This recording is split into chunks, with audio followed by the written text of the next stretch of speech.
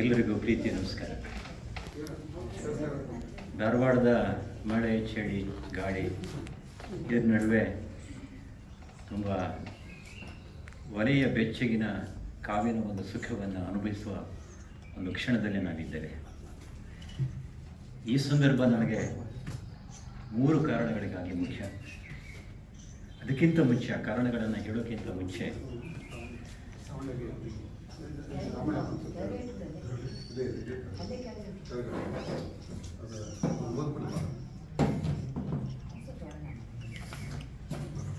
ಹೊಸ ತಲೆಮಾರಿನ ಕತೆಗಾರರ ಕೃತಿಗಳನ್ನು ಓದುವಂಥ ಒಂದು ಅವಕಾಶವನ್ನು ಮಾಡಿಕೊಟ್ಟಂಥ ರಾಘವೇಂದ್ರ ಪಾಟೀಲ ಸಮಿತಿ, ವಿಶೇಷವಾಗಿ ವಿಕಾಸು ಹೊಸಮನಿಯವರ ಮಾತನ್ನು ಕೇಳಿದರೆ ನಮಗೆ ಯಾವತ್ತೂ ಹೇಗೆ ಅನಿಸ್ತದೆ ಅಂತಂದರೆ, ನಾನು ಅಲ್ಲೇ ಅವಾಗ ಚಾ ಕುಡಿಬೇಕಾದ್ರೆ ಅಂದೆ, ಕನ್ನಡದ ನಿರರ್ಗಳತೆ, ನಮ್ಮ ಮಲೆನಾಡು ಕಲೆನಾಡಲ್ಲಿ ಯಾವ ರೀತಿಯಾಗಿ ಹಳ್ಳಿಗಳು ತುಂಬಿ ಹರಿತಾ ಇರುವಂಥ ಒಂದು ನಿರರ್ಗಳತೆ ಸ್ಪಾಂಟೇನಿಯಸ್ ಆಗಿದೆಯಲ್ಲ, ಆ ರೀತಿ ಮಾತಾಡೋದು.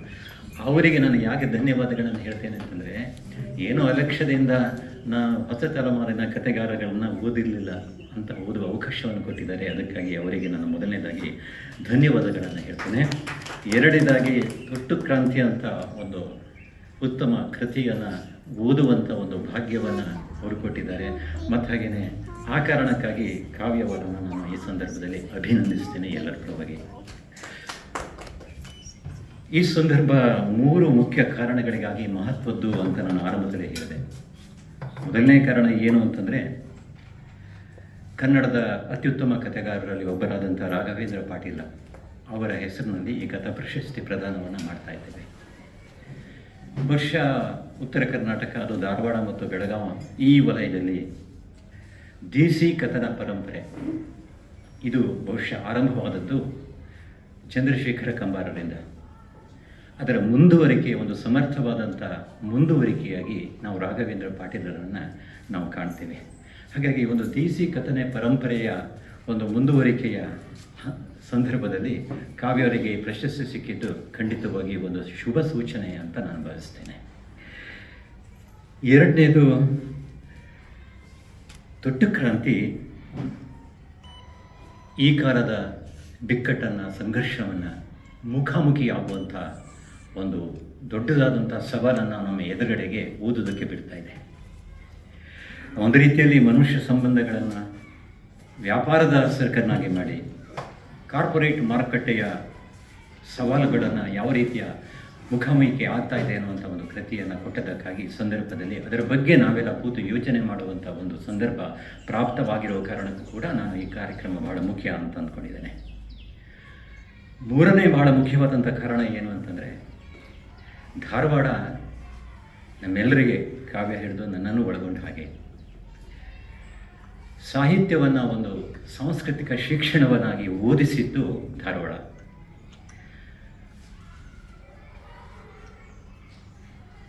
ಧಾರವಾಡ ಇಲ್ಲಿ 2 ಮಾದರಿಯ ವಿಶ್ವವಿದ್ಯಾಲಯಗಳಿವೆ.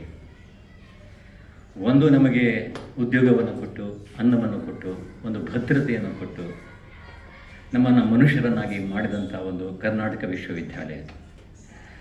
ಅದರ ಜೊತೆಗೆ ಮತ್ತೊಂದು ವಿಶ್ವವಿದ್ಯಾಲಯದ ವಿದ್ಯಾರ್ಥಿಗಳು ನಾವಾಗಿದ್ವಿ. ಅದೊಂದು ರೀತಿಯ ಅನೌಪಚಾರಿಕವಾದಂಥ ವಿಶ್ವವಿದ್ಯಾಲಯ ಧಾರವಾಡದ್ದು. ಆ ವಿಶ್ವವಿದ್ಯಾಲಯದ ಕ್ಲಾಸುಗಳು ಎಲ್ಲಿ ನಡೀತಾ ಇದ್ವು ಅಂತಂದರೆ, ಬಹುಶಃ ನಾವು ಕರ್ನಾಟಕ ಯೂನಿವರ್ಸಿಟಿಯ ಕ್ಲಾಸುಗಳನ್ನು ತಪ್ಪಿಸ್ತಾ ಇದ್ವೇನೋ, ಆದರೆ ಇಲ್ಲಿಯ ಮತ್ತೊಂದು ವಿಶ್ವವಿದ್ಯಾಲಯ ನಾನು ಹೇಳೋಕೆ ಹೊರಟಿದ್ದೇನಲ್ಲ, ಆ ಕ್ಲಾಸನ್ನು ಮಾತ್ರ ತಪ್ಪಿಸ್ತಾ ಇರಲಿಲ್ಲ. ಆ ಎಲ್ಲ ಕ್ಲಾಸುಗಳು ಎಲ್ಲಿ ನಡೀತಾ ಇದ್ವು ಅಂತಂದರೆ, ವಿದ್ಯಾವರ್ಧಕ ಸಂಘ, ಬೇಂದ್ರೆ ಸಾಹಿತ್ಯ ಭವನದಲ್ಲಿ, ಅಥವಾ ಬಸವರಾಜ ರಾಜಗುರು ಓಪನ್ ಥಿಯೇಟರ್ ಇದೆಯಲ್ಲ ಅಲ್ಲಿ, ಕಲಾಭವನದಲ್ಲಿ ಆಗುವಂಥದ್ದು ಸಂಗೀತ ಕಾರ್ಯಕ್ರಮಗಳು ಇತ್ಯಾದಿಯಾಗಿ, ಅಥವಾ ಮುರುಘಾಮಠದಲ್ಲಿ ನಡೆಯುವಂಥ ಸಂಗೀತ ಅಥವಾ ಇತ್ಯಾದಿ ಕಾರ್ಯಕ್ರಮಗಳಲ್ಲಿ ಇಲ್ಲೆಲ್ಲ ನಮಗೆ ಕ್ಲಾಸುಗಳು ನಡೀತಾ ಇತ್ತು. ನಾವು ಅಟೆಂಡ್ ಆಗ್ತಾ ಇದ್ವಿ. ಮತ್ತು ಅಲ್ಲಿಯ ಗುರುಗಳು ಯಾರು ಅಂತಂದರೆ, ಬೇಂದ್ರೆಯವರು, ಕುರ್ತಕೋಟಿ, ಆಮೂರ್, ಕಣಿವಿಯವರು, ಆಮೇಲೆ ಪಟ್ಟಣಶೆಟ್ಟಿಯವರು ಹೌದು, ಆ ಕಾಲದಲ್ಲಿದ್ದಂಥವ್ರು ನಮಗೆಲ್ಲ ಪಾಠ ಮಾಡಿದವರು. ಕಾರ್ನಾಡರು ಹೌದು, ಶಂಭಾವರು ಇದ್ದರು ಅವಾಗ. ಹೀಗೆ ಅನೇಕರು ನಮಗೆ ಗುರುಗಳಾಗಿದ್ದರು ಅವಾಗ. ಜೊತೆಗೆ ಈ ಸಾಹಿತ್ಯದ ಒಂದು ವಿಶ್ವವಿದ್ಯಾಲಯ ಜೊತೆ ಸಂಗೀತದ್ದು ಕೂಡ ಬಂತು. ನಾವು ಸ್ವತಃ ನಮ್ಮ ಕಣ್ಣಿನಿಂದ ಭೀಮಸೇನ್ ಜೋಶಿಯನ್ನು ನೋಡಿದ್ದು, ಮಲ್ಲಿಕಾರ್ಜುನ ಮನುಷ್ಯರನ್ನು ಕೇಳಿದ್ದು, ರಾಜ್ಗುರುವನ್ನು ಕೇಳಿದ್ದು. ಹೀಗೆ ಒಂದು ರೀತಿಯಲ್ಲಿ ಸಾಹಿತ್ಯ ಮತ್ತು ಸಂಗೀತದ ಮತ್ತೊಂದು ಕಣ್ಣಿಗೆ ಕಾಣದಂಥ ವಿಶ್ವವಿದ್ಯಾಲಯದ ಸದಸ್ಯರಾಗಿ ನಾವಿದ್ವಿ. ಅಂತಹ ಸದಸ್ಯ ಅಥವಾ ಅಂತಹ ಒಂದು ವಿಶ್ವವಿದ್ಯಾಲಯದ ವಿದ್ಯಾರ್ಥಿಯಾಗಿ ಕಾವ್ಯನ ಕೊಟ್ಟಿದ್ದೇನೆ. ಹಾಗಾಗಿ ನನಗೆ ಇದು ಬಹಳ ಮುಖ್ಯವಾದಂಥ ಒಂದು ಸಂದರ್ಭ ನೆನಪು ಮಾಡಿಕೊಳ್ಳೋದಕ್ಕೆ ಅಂತ ನನಗೆ ಅನಿಸ್ತು. ಕತೆ ಒಂದು ವಿಶಿಷ್ಟವಾದಂಥ ಭಾಷೆಯೂ ಹೌದು, ಭಾಷಾಂತರವೂ ಹೌದು. ನಮ್ಮ ವ್ಯಾವಹಾರಿಕವಾದಂಥ ಬದುಕಿನಲ್ಲಿ ನಾವೆಲ್ಲ ಬಳಸ್ತಾ ಇರುವಂಥ ಭಾಷೆಗಿಂತ ಕಥನದ ಭಾಷೆ ಯಾಕೆ ವಿಶೇಷ ಅಂತಂದರೆ, ಅನನ್ಯವಾದದ್ದು ಅಂತಂದರೆ, ನಾವು ವ್ಯಾವಹಾರಿಕವಾಗಿ ಲೌಕಿಕವಾದಂಥ ಸಂಸಾರದಲ್ಲಿ ಜೀವನದಲ್ಲಿ ಬಳಸುವಂಥ ಭಾಷೆ, ನಮ್ಮ ಸಮಸ್ಯೆ ಏನು ಅಂತಂದರೆ, ನಮ್ಮ ಜೀವನದಲ್ಲಿ ನಾವು ಯಾವುದನ್ನು ಅನುಭವಿಸ್ತೇವೆಯೋ ಆ ಸಂದರ್ಭದಲ್ಲಿ ಆ ಕ್ಷಣದಲ್ಲಿ ನಮಗೆ ತಿಳುವಳಿಕೆ ಇರೋದಿಲ್ಲ. ತಿಳುವಳಿಕೆ ಬಂದಾಗ ಆ ಅನುಭವ ಆ ಸಮಯದಲ್ಲಿ ಉಪಸ್ಥಿತವಾಗಿ ಇರೋದಿಲ್ಲ. ಅಂದರೆ ಒಂದು ಪರಿಪೂರ್ಣವಾದಂಥ ಭಾಷೆ ಎರಡು ಮುಖ್ಯವಾದಂಥ ಅಂಗಾಂಶಗಳು ಅಂತಂದರೆ, ಅದು ನಮಗೆ ಅನುಭವವನ್ನು ಕೊಡಬೇಕು, ಆ ಸಂದರ್ಭದಲ್ಲಿ ತಿಳುವಳಿಕೆಯನ್ನು ಕೊಡಬೇಕು. ಆದರೆ ಲೌಕಿಕ ಜೀವನದಲ್ಲಿ ಸಾಧ್ಯ ಇಲ್ಲ. ಅನುಭವ ಒಂದು ಸಲ, ಆಮೇಲೆ ತಿಳುವಳಿಕೆ ಬಂದಾಗ ಅನುಭವ ಇದ್ದರೆ ಅದು ಪ್ರಯೋಜನ ಇಲ್ಲ. ಆದರೆ ಯಾವಾಗ ಕಥೆಯಲ್ಲಿ ಮಾತ್ರ ಅನುಭವವನ್ನು ಮತ್ತು ಭಾಷೆಯನ್ನು ಏಕಕಾಲದಲ್ಲಿ ನಾವು ಪಡೆಯುವಂಥ ಒಂದು ಸಾಧ್ಯತೆಯನ್ನು ಕಾಣ್ತೇವೆ. ಅದಕ್ಕಾಗಿ ಕಥೆ ಅನ್ನುವಂಥದ್ದು ಒಂದು ವಿಶಿಷ್ಟವಾದಂಥ ಭಾಷೆ. ನಾನು ಕನ್ನಡ, ಇಂಗ್ಲೀಷು, ಮರಾಠಿ, ಹಿಂದಿ, ತೆಲುಗು ಅಂತ ಹೇಳ್ತಾ ಇಲ್ಲ, ಕಥೆಯೇ ಒಂದು ಭಾಷೆ ಅಂತ. ಆಮೇಲೆ ಕಥೆ ಅನ್ನುವಂಥದ್ದು ಮತ್ತೊಂದು ಭಾಷಾಂತರ ಅಂತ. ಭಾಷಾಂತರ ಅನ್ನೋದನ್ನು ನಾನು ಸಾಂಸ್ಕೃತಿಕವಾದಂಥ ವಿಶಾಲ ಅರ್ಥದಲ್ಲಿ ಹೇಳೋದಿದ್ರೆ, ಭಾಷಾಂತರ ಅಂತಂದರೆ ಮತಾಂತರ ಕೂಡ ಭಾಷಾಂತರವೇ. ಕಾವ್ಯ ವಿದೇಶಕ್ಕೆ ಹೋಗಿದ್ದಾರೆ, ದೇಶಾಂತರ ಹೋಗುವಂಥದ್ದು ಒಂದು ರೀತಿ ಸಾಂಸ್ಕೃತಿಕವಾದಂಥ ಭಾಷಾಂತರ. ಅದು ಒಂದು ಮನೆಯ ಕನ್ಯೆಯನ್ನು ಮತ್ತೊಂದು ಮನೆತನದ ಕುಟುಂಬಕ್ಕೆ ಮದುವೆ ಮಾಡಿಕೊಟ್ರೆ ಅವಳ ಜೀವನದಲ್ಲಿ ಆದಂಥ ಬದಲಾವಣೆ ಕೂಡ ಒಂದು ಸಾಂಸ್ಕೃತಿಕವಾದಂಥ ಭಾಷಾಂತರ. ಅದು ಈ ರೀತಿಯ ಅರ್ಥದಲ್ಲಿ ನಾವು, ಅಥವಾ ನಮ್ಮ ಉದ್ಯೋಗವನ್ನು ಬದಲಾವಣೆ ಮಾಡಿ ಬೇರೆಯನ್ನ ಉದ್ಯೋಗವನ್ನು ಪಡ್ಕೊಂಡ್ರೆ ಅದು ಮತ್ತೊಂದು ರೀತಿಯಾದಂಥ ಸಾಂಸ್ಕೃತಿಕ ಭಾಷಾಂತರ. ಅಥವಾ ವಸಾಹತುಶಾಹಿ ಸಂದರ್ಭದಲ್ಲಿ ಭಾರತದಲ್ಲಿ ದೊಡ್ಡ ಪ್ರಮಾಣದಲ್ಲಿ ಆದಂಥ ಒಂದು ಸಾಂಸ್ಕೃತಿಕ ಭಾಷಾಂತರ ನೋಡಿ. ನಮ್ಮಲ್ಲಿರುವಂಥ ಒಂದು ದೇಶೀಯ ಶಿಕ್ಷಣ ಪದ್ಧತಿ ಜಾಗದಲ್ಲಿ ಮೆಕಾಲೆ ಶಿಕ್ಷಣ ಬಂತು, ಅದು ಹೊಸ ರೀತಿಯ ಶಿಕ್ಷಣದ ಒಂದು ಭಾಷಾಂತರ. ನಮ್ಮಲ್ಲಿ ಅನೇಕ ಕಾಲದಿಂದ ಒಂದು ಕಟ್ಟೆ ಪಂಚಾಯಿತಿಯ ಒಂದು ನ್ಯಾಯ ವ್ಯವಸ್ಥೆ ಇತ್ತು ಹಳ್ಳಿಗಳಲ್ಲಿ, ಅದು ಹೋಗಿ ಹೊಸದಾದಂಥ ಕೋರಡು ಬಂತು, ಅದು ಮತ್ತೊಂದು ರೀತಿಯ ಭಾಷಾಂತರ. ನಮ್ಮಲ್ಲಿ ಹಳೆಯ ಕಾಲದ ವೈದ್ಯಕೀಯ ಪದ್ಧತಿಗಳಿದ್ದು, ಆ ಜಾಗದಲ್ಲಿ ಇವತ್ತು ಬೇರೆ ಬೇರೆ ರೀತಿಯಾದಂಥ ಆಧುನಿಕ ವೈದ್ಯಕೀಯ ಪದ್ಧತಿಗಳೆಲ್ಲ, ಅದು ಒಂದು ರೀತಿಯ ಭಾಷಾಂತರವಾಗಿ. ಹೀಗೆ ಸಾಂಸ್ಕೃತಿಕ ಭಾಷಾಂತರವಾದಂಥದ್ದು ನಡೀತಾನೆ ಇರ್ತದೆ. ಆದರೆ ಕಥೆ ಮಾತ್ರ ಈ ಸಾಂಸ್ಕೃತಿಕ ಭಾಷಾಂತರವನ್ನು ನಮಗೆ ಒಂದು ಆಕೃತಿಯಲ್ಲಿ ಅರ್ಥಪೂರ್ಣವಾಗಿ ಕಟ್ಟಿಕೊಳ್ಳುವಂಥ ಕೆಲಸವನ್ನು ಮಾಡ್ತಾ ಇದೆ. ಹಾಗಾಗಿ ನನಗೆ ಈ ಕಥೆ ಭಾಷೆಯೂ ಹೌದು, ಭಾಷಾಂತರವೂ ಹೌದು. ಯಾಕೆ ಈ ಮಾತುಗಳನ್ನು ಹೇಳ್ತೇನೆ ಅಂತಂದರೆ, ಕಾವ್ಯ ಅವರ ಕಥೆಗಳು, ಅದರಲ್ಲೂ ಮುಖ್ಯವಾಗಿ ತುಟ್ಟು ಕ್ರಾಂತಿ ಅನ್ನುವಂಥ ಸಂಕಲನ, ಅದೊಂದು ವಿಶಿಷ್ಟವಾದಂಥ ಭಾಷೆಯನ್ನು ಉಪಯೋಗಿಸಿದಂಥ ಕೃತಿಯ ಜೊತೆಗೆ ಅದು ಇವತ್ತು ನಮ್ಮನ್ನು ಆವರಿಸಿಕೊಂಡಿರುವಂಥ, ಆಕ್ರಮಿಸಿಕೊಂಡಿರುವಂಥ ಆಧುನಿಕ ವಿಕಾರಗಳೇ ಇರಲಿ, ಅದು ಆಧುನಿಕತ್ವ ಯಂತ್ರ ಜಗತ್ತಿನಿಂದ ಆಗುವಂಥ ಕಾರ್ಪೊರೇಟ್ ಮಾರುಕಟ್ಟೆಯಿಂದ ಆಗುವಂಥ ಎಲ್ಲ ರೀತಿಯ ಅಪಾಯಗಳು, ಅನಿಷ್ಟಗಳು, ಅದರ ಆಕ್ರಮಣಕಾರಿ ಧೋರಣೆ ಅದಿರ್ಬೋದು, ಅಥವಾ ಒಂದು ಸಾಂಪ್ರದಾಯಿಕವಾದಂಥ ಮತೀಯವಾದಂಥ ಕೊಳಕುತನ ಇದೆಯಲ್ಲ, ಇವು ಎರಡನ್ನ ಕಾವ್ಯ ಅವರ ತೊಟ್ಟು ಕ್ರಾಂತಿ ಮುಖಾಮುಖಿ ಆಗ್ತದೆ. ಇದು ಬಹಳ ಮುಖ್ಯವಾದಂಥದ್ದು. ಬಹುಶಃ ಈ ಆಧುನಿಕ ಕಾಲದಲ್ಲಿ ಬರೆಯುವಂಥ ಎಲ್ಲ ಕಥೆಗಾರರು ಮೂರನ್ನು ಖಂಡಿತವಾಗಿಯೂ ಮುಖಾಮುಖಿ ಆಗಲಿಕ್ಕೆ ಬೇಕು. ಒಂದು ಅಂತಂದರೆ, ಶ್ರೇಣೀಕೃತವಾದಂಥ ಸಮಾಜದಲ್ಲಿ ಅಸಮಾನತೆ ಇರುವಂಥ, ಅದರಿಂದ ಯಾರು ದನಿಯನ್ನು ಕಳ್ಕೊಂಡಿದ್ದಾರೋ ಅವರ ದನಿಗೆ, ಶೋಷಿತರ ದನಿಗೆ ನಾವು ಒಂದು ದನಿಯಾಗಿ, ಅಭಿವ್ಯಕ್ತಿಯಾಗಿ ಆಗುವಂಥದ್ದನ್ನು ತಪ್ಪಿಸ್ಕೊಳ್ಳೋಕ್ಕೆ ಸಾಧ್ಯ ಇಲ್ಲ. ಎರಡನೇದಂತಂದರೆ, ಇವತ್ತು ಮತೀಯವಾದಂಥ ಎಲ್ಲ ರೀತಿಯಾದಂಥ ಸಂಘರ್ಷಗಳು ನಮ್ಮ ಬದುಕಿನಲ್ಲಿ ಅಲ್ಲೋಲ ಕಲ್ಲೋಲ ಮಾಡ್ತಾರೆ, ಅದಕ್ಕೂ ಕೂಡ ಕಥನಕಾರ ತೆರ್ಕೊಳ್ಬೇಕಾದಂಥದ್ದು ಅಗತ್ಯ. ಮತ್ತೊಂದು ಬಹಳ ಮುಖ್ಯವಾದದ್ದು ಅಂತಂದರೆ, ಇವತ್ತು ಕಾರ್ಪೊರೇಟ್ ಮಾರುಕಟ್ಟೆಯ ರಾಕ್ಷಸನ ವೇಷದಲ್ಲಿರುವಂಥ ಕಾರ್ಪೊರೇಟ್ ಮಾರ್ಕೆಟ್ ಇದೆಯಲ್ಲ, ಅದು ಬೇರೆ ಬೇರೆಯಾದಂಥ ರಾಕ್ಷಸ ಬೇರೆ ಬೇರೆಯಾದಂಥ ವೇಷದಲ್ಲಿ ನಮ್ಮ ಜೊತೆಗೆ ಇದ್ದುಬಿಟ್ಟಿದೆ. ಅದನ್ನು ಮುಖಾಮುಖಿ ಆಗುವಂಥದ್ದು ಕೂಡ ಇವತ್ತಿನ ಕಾಲದ ಬಹಳ ದೊಡ್ಡದಾದಂಥ ಒಂದು ಸವಾಲು ಕತೆಗೆ ಇರುವಂಥದ್ದು ಅನ್ನೋದನ್ನು ನಾವು ಮರಿಕೊಡೋದು.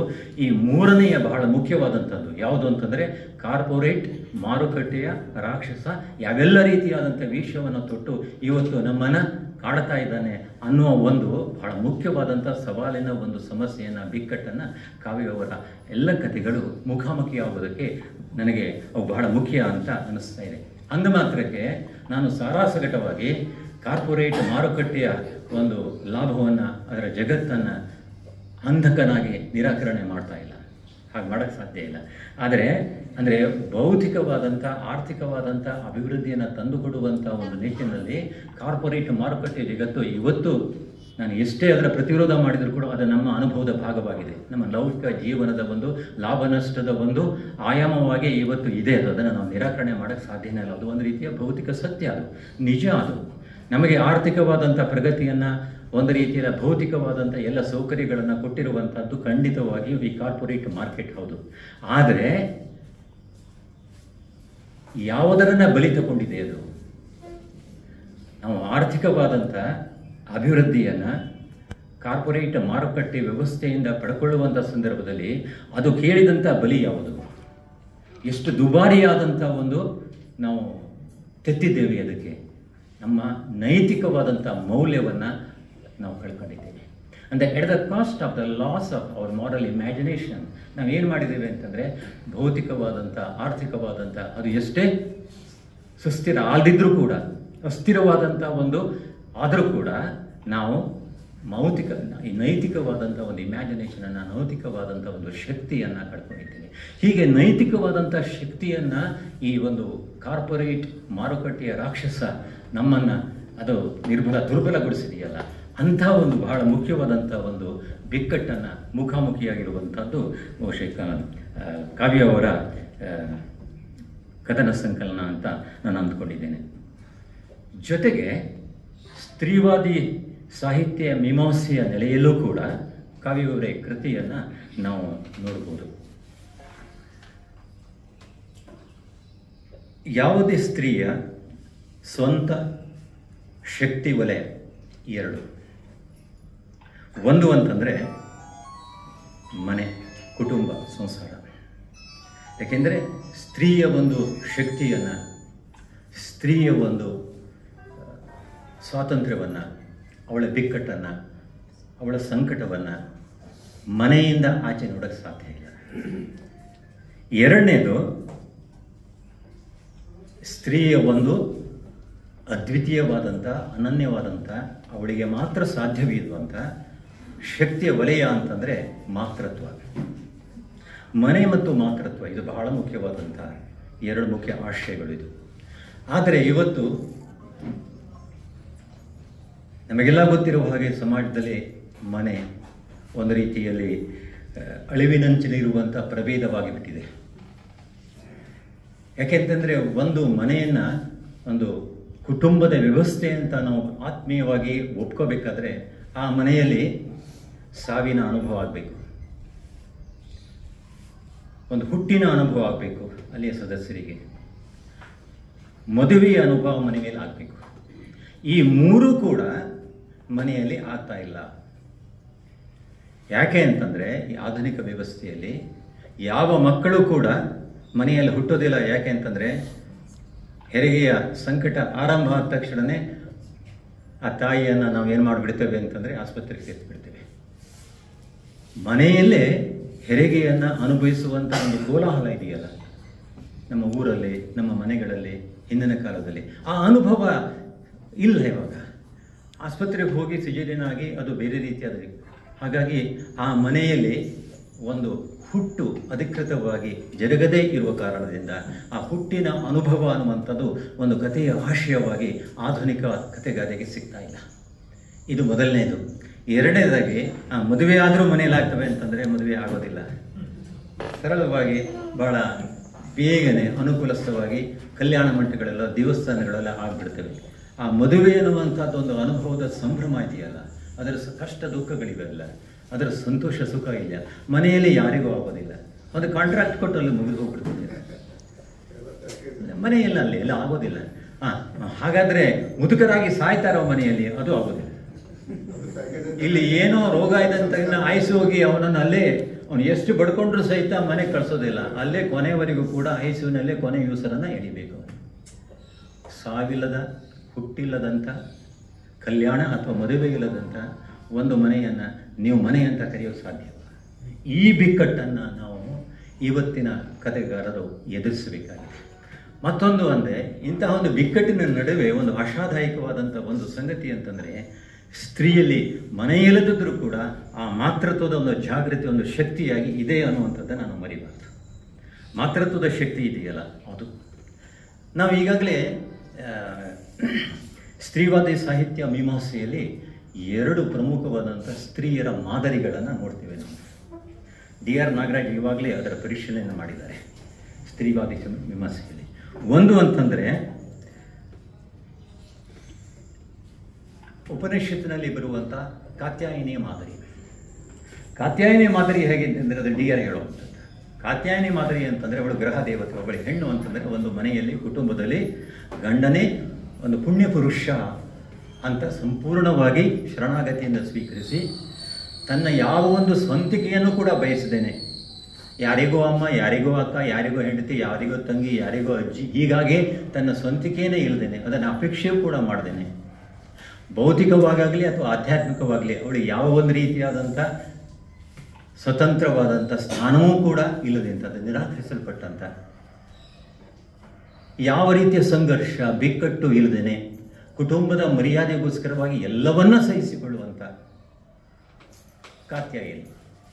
ಅಂಥ ಕೃತಿಗಳು, ಕಾದಂಬರಿಗಳು ಬಂದಿವೆ ನಮ್ಮಲ್ಲಿ, ಸಾಕಷ್ಟಿವೆ, ಅದರ ಬಗ್ಗೆ ಹೇಳೋದಿಲ್ಲ ನಾವು. ಅದು ಕಾತ್ಯಾಯನಿ ಮಾದರಿ. ಗಾರ್ಗಿಯ ಮಾದರಿ ಇದೆ. ಗಾರ್ಗಿ ಅಂತಂದರೆ ಅವಳು ಈ ರೀತಿಯಾಗಿ ಗ್ರಹ ದೇವತೆ ಅಲ್ಲ, ಗಂಡನ ಹಾಗೆ ಸಮಾನತೆ ಬೇಕು, ತನಗೂ ಸ್ವಾತಂತ್ರ್ಯ ಬೇಕು, ನನ್ನನ್ನು ನೀನು ಒಬ್ಬ ಮನುಷ್ಯನಾಗಿ ನೋಡಬೇಕು ಅನ್ನುವಂಥ ಒತ್ತಾಯ, ಒಂದು ಪ್ರತಿಭಟನೆ, ಒಂದು ಪ್ರತಿರೋಧ, ಒಂದು ಹೊಸದಾದಂಥ ಒಂದು ಕ್ರಾಂತಿಕರವಾದಂಥ ಒಂದು ಎಚ್ಚರಿಕೆ, ಈ ರೀತಿಯಾದಂಥದ್ದು ಒಂದು ಸಂಘರ್ಷಕ್ಕೆ ಇಳಿಯುವಂಥ ಪ್ರವೃತ್ತಿ, ಅದು ಗಾರ್ಗಿ. ಅಂಥ ಕಥೆಗಳು ಬಂದಿವೆ. ಬಹುಶಃ ತೊಟ್ಟು ಕ್ರಾಂತಿಯಲ್ಲಿ ಈ 2 ಮಾದರಿಗಳಿಲ್ಲ, 3ನೇ ಮಾದರಿ ಇದೆ. ಆ 3ನೇ ಮಾದರಿ ಯಾವುದು ಅಂತಂದರೆ ಸತಿ ಅನುಸೂಯ. ಸತಿ ಅನುಸೂಯ ಒಂದು ಪೌರಾಣಿಕ ಕಥೆ ನಿಮಗೆಲ್ಲ ಗೊತ್ತಿದೆ. ಸತಿ ಅನುಸೂಯ ಮಹಾಪತಿವ್ರತೆ, ಎಷ್ಟು ಪತಿವ್ರತೆ ಅಂತ ಅವಳನ್ನು ಟೆಸ್ಟ್ ಮಾಡಿಬಿಡೋಣ, ಪರೀಕ್ಷೆ ಮಾಡಿಬಿಡೋಣ ಅಂಥೇಳಿ ತ್ರಿಮೂರ್ತಿಗಳು ಬರ್ತಾರೆ. ಕಥೆ ಇದೆ. ಬ್ರಹ್ಮ, ವಿಷ್ಣು, ಮಹೇಶ್ವರ. ಅವರು ಒಂದು ಋಷಿಗಳ ಸನ್ಯಾಸಿಗಳ ರೂಪದಲ್ಲಿ ಬಂದು ಆ ತಾಯಿ ಹತ್ರ ಮಧ್ಯಾಹ್ನದಲ್ಲಿ ನಮಗೆ ಅನ್ನವನ್ನು ನೀಡು, ಭಿಕ್ಷೆಯನ್ನು ಕೊಡು ಅಂತ ಹೇಳ್ತಾರೆ.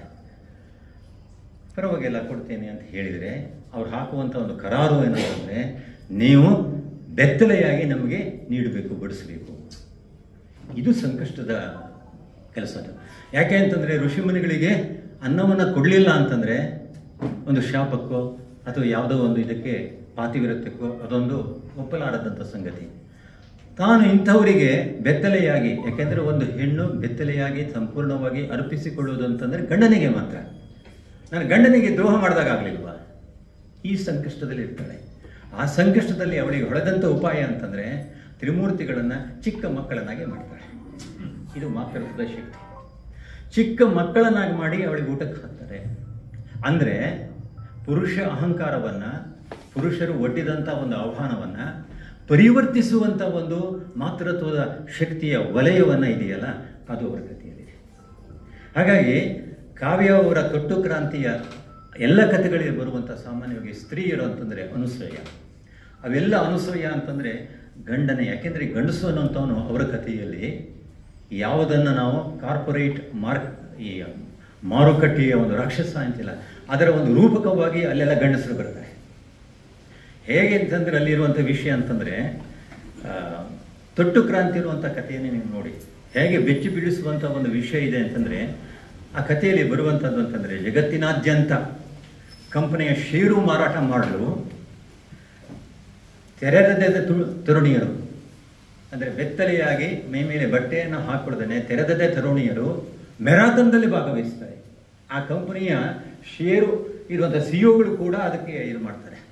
ಅಂದರೆ ಬೆತ್ತಲೆಯನ್ನು ಈ ಕಾರ್ಪೊರೇಟ್ ಜಗತ್ತಿನಲ್ಲಿ, ಮಾರ್ಕೆಟ್ನಲ್ಲಿ ಷೇರಿಗೋಸ್ಕರವಾಗಿ ಮಾರಾಟ ಮಾಡೋದಕ್ಕೂ ಕೂಡ ನಾವು ಹಿಂಜರಿತಾ ಇಲ್ವಲ್ಲ. ಇದೊಂದು ಮಾರಲ್ ಇಮ್ಯಾಜಿನೇಷನ್ ಇಲ್ಲದಂಥ ಒಂದು ಘಟ್ಟದಲ್ಲಿ ಇದ್ದೇವೆ ಅಂತ ಹೇಳ್ತಾ ಇದೆ ಅಲ್ವಾ. ಇದೊಂದು ರಾಕ್ಷಸ ಪ್ರವೃತ್ತಿ ಅನ್ನುವಂಥದ್ದು. ಅಥವಾ ಮತ್ತೊಂದು ಆವೃತ್ತಿಯನ್ನು ನೀವು ಮತ್ತೊಂದು ಕತೆ ನೋಡಿದರೆ ಆಯಿಲ್ ಪೇಂಟ್ ಅಂತ ಮತ್ತೊಂದು ಕತೆ ಇದೆ.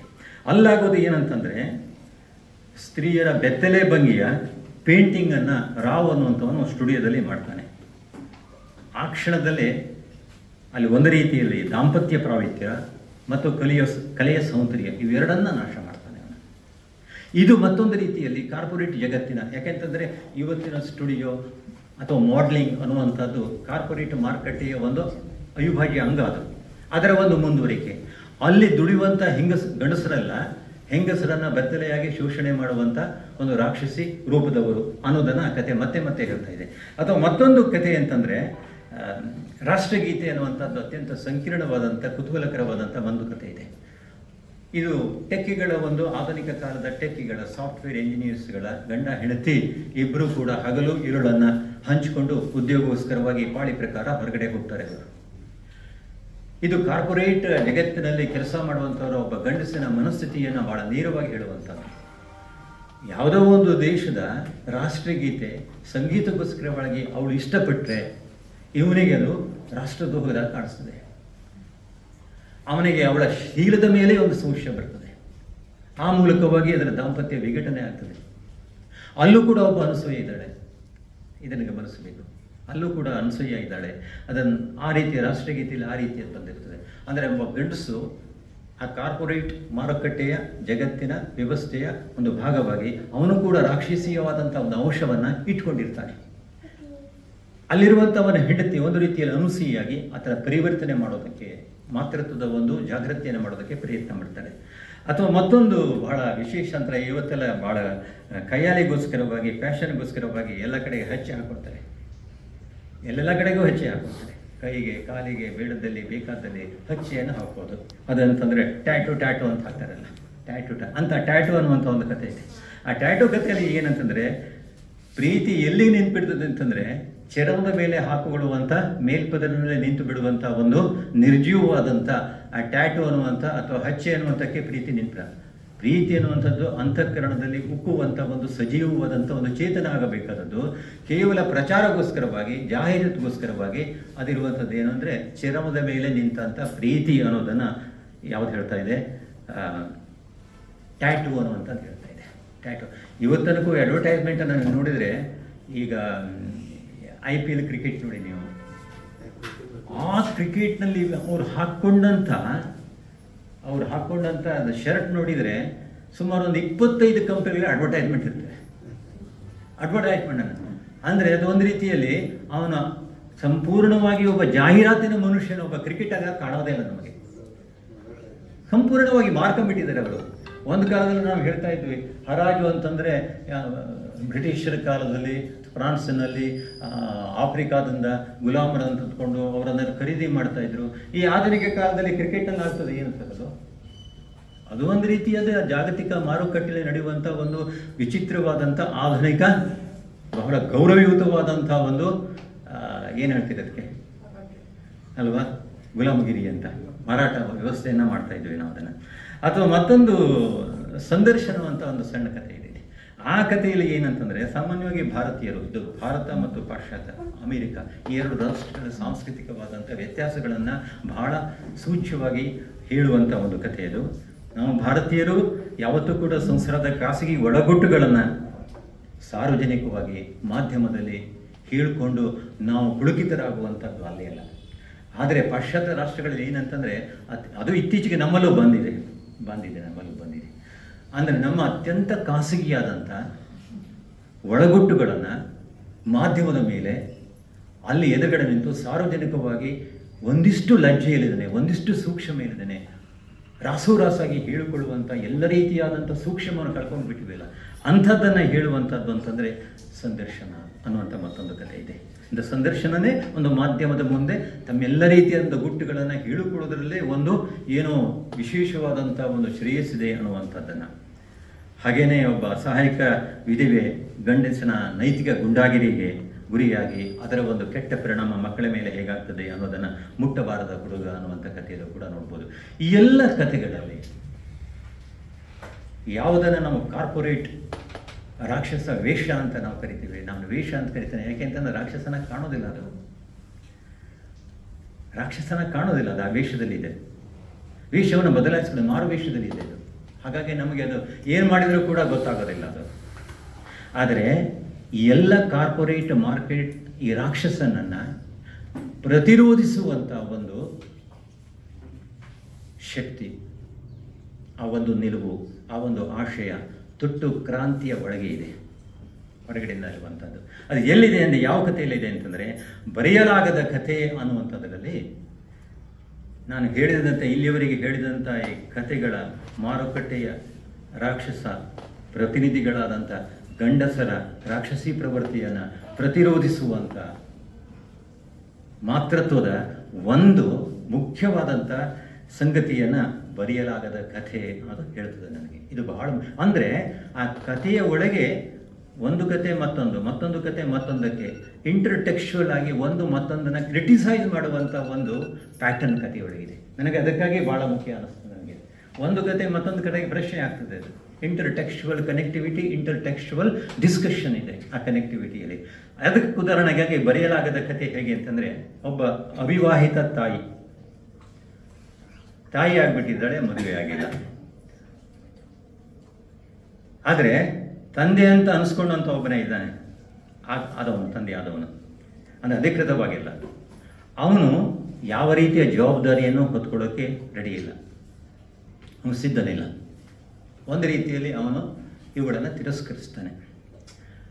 ಹಾಗೆಯೇ ಪಾಪ ಇವಳಿಗೆ ತವರಿನ ಯಾವುದಾದ್ರೂ ಒಂದು ಬೆಂಬಲ, ಸಮರ್ಥನೆ, ಸಹಾಯ, ಸಹಕಾರ ಅದು ಸಿಗೋದಿಲ್ಲ.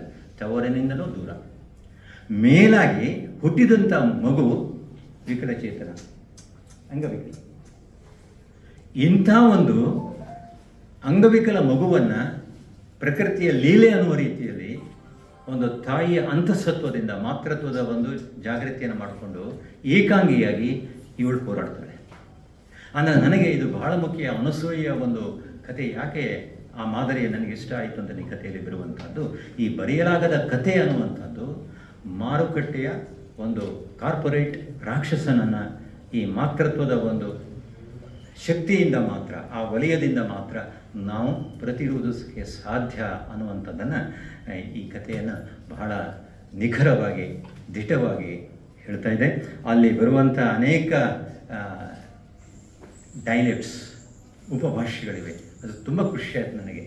ಅಂದರೆ ಒಂದೊಂದು ಪ್ರದೇಶದಲ್ಲಿ ಆ ಭಾಷೆ ಅಂದರೆ ಕೇವಲ ಭಾಷೆ ಅಲ್ಲ, ಅದು ಆ ಭಾಷೆಯ ಜೊತೆಗೆ ಅಲ್ಲಿಯ ವಿಷಯವೇ ಭಾಷೆ ಆದದ್ದು, ಭಾಷೆಯ ವಿಷಯಾಗಿ ಅದು ಮನುಷ್ಯರಾಗುವಂಥದ್ದು.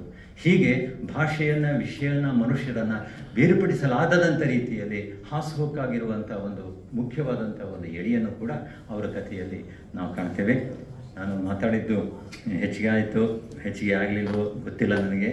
ವಿಕಾಸ್ ಹೊಸಮನಿಯವರು ಬಹಳ ಉದ್ದಕ್ಕೆ ಮಾತಾಡಿದ್ದೇನೆ, ನಾನು ಕಡಿಮೆ ಮಾತಾಡಬೇಕು ಅನ್ನುವಂಥದ್ದು ಒಂದು ಹುಂಬುದಯ್ಯ ಬಂದು ನಾನು ಮಾತಾಡಿದ್ದೇನೆ. ನನಗೆ ಧಾರವಾಡ ಅನ್ನುವಂಥದ್ದು ಯಾವಾಗಲೂ ಹೇಗೆ ಅಂತಂದರೆ, ನನಗೆ ವರ್ತಮಾನದ ಬೆಳಗಿನ ಜೊತೆಗೆ ಧಾರವಾಡ ಅನ್ನುವಂಥದ್ದು ಅದು ಒಂದು ರೀತಿಯಲ್ಲಿ ಹಳೆ ಬಿನಾಕ ಹಿಂದಿ ಚಿತ್ರಗತಿನ ಕೇಳಿದಾಗ ಒಂದು ರೀತಿ ಅಮಲ್ನಲ್ಲಿ ತೂಗಾಡ್ತೇವಲ್ಲ, ಹಾಗೆ ಧಾರವಾಡದ ಬಗ್ಗೆ ನನ್ನ ನಾಸ್ಟಾಲ್ಜಿಯಾ ಇದೆ. ಅಥವಾ ಹಳೆಯ ಆಲ್ಬಮನ್ನು, ಈಗ 25-30 ವರ್ಷ ಆದಂಥ ಒಂದು ಹಳೆಯ ಚಿತ್ರಗಳನ್ನು ನೋಡಿದಾಗ ನಮಗೆ ಯಾವುದೋ ರೀತಿ ವಿಚಿತ್ರವಾದಂಥ ಒಂದು ಅನುಭವ ಆಗ್ತದೆ. ಅಂಥ ಅನುಭವ ಆಲ್ಬಮ್ ಈ ಧಾರವಾಡ. ಇಂಥ ಧಾರವಾಡಕ್ಕೆ ನಮಸ್ಕಾರ.